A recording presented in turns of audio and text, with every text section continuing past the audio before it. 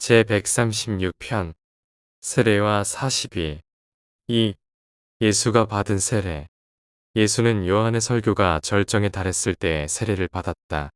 그때 팔레스타인은 하나님의 나라가 가까이 왔다는 요한의 메시지에 대한 기대감으로 가득 차 있었고, 모든 유대인들은 진지하고 엄숙한 자기 반성에 들어갔다. 유대인들의 민족적 연대 의식은 매우 깊었다. 유대인들은 아버지의 죄가 자식에게 영향을 미칠 수 있다고 믿었을 뿐만 아니라 한 개인의 죄가 국가를 저주할 수 있다고 굳게 믿었다. 따라서 요한의 세례를 받은 사람들 중 모두가 요한이 비난한 특정한 죄에 대해 자신이 죄가 있다고 여기지는 않았다. 많은 경건한 이들은 이스라엘의 이익을 위해 요한에게 세례를 받았다. 그들은 자신들의 무지로 인한 어떤 죄가 메시아의 오심을 지연시킬까 두려워했다. 그들은 자신이 죄로 저주받은 민족에 속한다고 느꼈고, 세례를 받음으로써 민족적 회개의 열매를 나타내고자 했다. 그러므로 예수는 결코 요한의 세례를 회개의 의식이나 죄 용서를 위한 의식으로 받지 않았다는 것이 분명하다. 예수는 요한의 손에서 세례를 받음으로써 많은 경건한 이스라엘 사람들의 예를 따른 것뿐이다. 나사렛 예수가 세례를 받기 위해 요단강으로 내려갔을 때 그는 마인드를 정복하고 자아를 영과 일체로 만드는 모든 문제에서 진화하며 상승하는 인간의 절정에 도달한 필사자였다. 그날 그는 시공간의 진화 세계들에서 완전하게 된 한 필사자로서 요단강에 서 있었다. 예수의 필사자 마인드와 깃드는 영주절자 사이의 완전한 일체와 소통이 이루어졌다. 조절자는 파라다이스에 계신 아버지의 신성한 선물이다.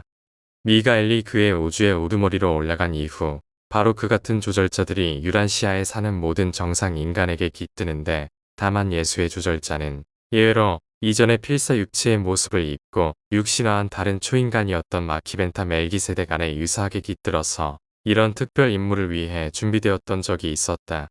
보통 세상의 한 필사자가 이처럼 높은 수준의 퍼스널러티 완성에 도달하면 필사자의 성숙한 혼과 그와 관련된 신성한 조절자가 최종적으로 융합되는 영적 상승의 예비 현상이 일어난다.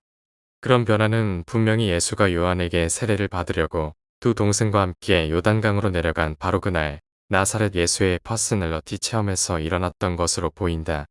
이 의식은 유란시아에서 순수한 인간 생활의 마지막 행동이었고, 많은 초인간 관찰자들은 조절자가 그 깃든 마인드와 융합하는 것을 목격할 것으로 기대했지만 모두 실망하도록 예정되었다.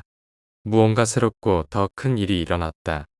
요한이 예수에게 세례를 주려고 손을 얹었을 때 깃들었던 조절자는 요수아 벤 요셉에 완전하게 된 인간, 혼을 마지막으로 떠났다. 잠시 후 이 신성한 존재는 신별로부터 한 성격화된 조절자로서 네바돈 지역 우주 전체에 걸쳐 동족의 우두머리가 되어 돌아왔다.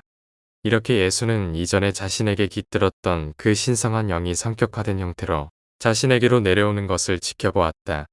그리고 파라다이스 기원을 가진 바로 이 영이 이제 말씀하는 것을 들었다. 이는 내가 기뻐하는 내 사랑하는 아들이다. 예수의 두 동생과 함께 요한도 이 말씀을 들었다.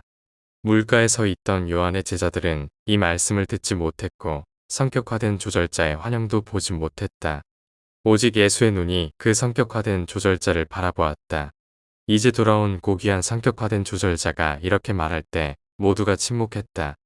네 사람이 물속에서 머무는 동안 예수는 가까이 있는 조절자를 우러러보며 기도했다.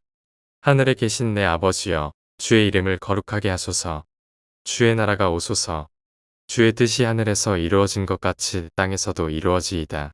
기도를 마치자 하늘이 열렸고 사람의 아들은 이제 성격화된 조절자가 제시한 하나님의 아들로서 인간의 육신을 입고 땅에 내려오기 전에 모습과 육신화한 삶이 끝났을 때 신분이 될 자신의 환상을 보았다. 이 하늘의 환상은 오직 예수의 눈에만 보였다. 조절자는 파라다이스 아버지로부터 왔으며 파라다이스 아버지와 같기 때문에 요한과 예수가 들은 것은 우주의 아버지를 대신하여 말씀하는 성격화된 조절자의 목소리였다. 예수의 남은 지상생애 동안 이 성격화된 조절자는 그의 모든 수고에서 함께했다. 예수는 높아진 이 조절자와 끊임없이 교제했다. 예수가 세례를 받았을 때 어떤 잘못도 뉘우치지 않았다.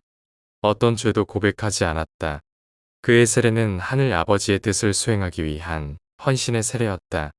그는 세례를 받을 때 아버지의 분명한 부르심, 아버지의 일을 돌보라는 마지막 호출을 들었고 이 여러 문제에 대해 생각해 보기 위해 40일 동안 은둔 생활을 했다. 땅에 있는 동료들과의 활동적 퍼스널러티 접촉을 한동안 뒤로하고 모론시아 세계에서 상승하는 필사자가 내면에 있는 우주 아버지의 존재와 융합할 때의 과정을 예수는 유란시아에서 바로 그렇게 따르고 있었다.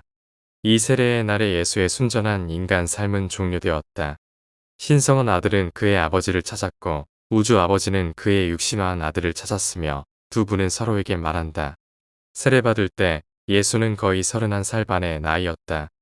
누가는 티베리우스 시저 통치 15년, 즉 아우구스투스가 서기 14년에 죽었으니까 예수가 서기 29년에 세례받았다고 말하지만 티베리우스는 아우구스투스와 공동 황제로 2년 반 동안 통치했으며 서기 11년 10월에 그의 명예를 기리기 위해 동전을 찍었다는 것을 기억해야 한다. 따라서 실제로 통치하던 15년째는 바로 예수의 세례가 있던 서기 26년이다.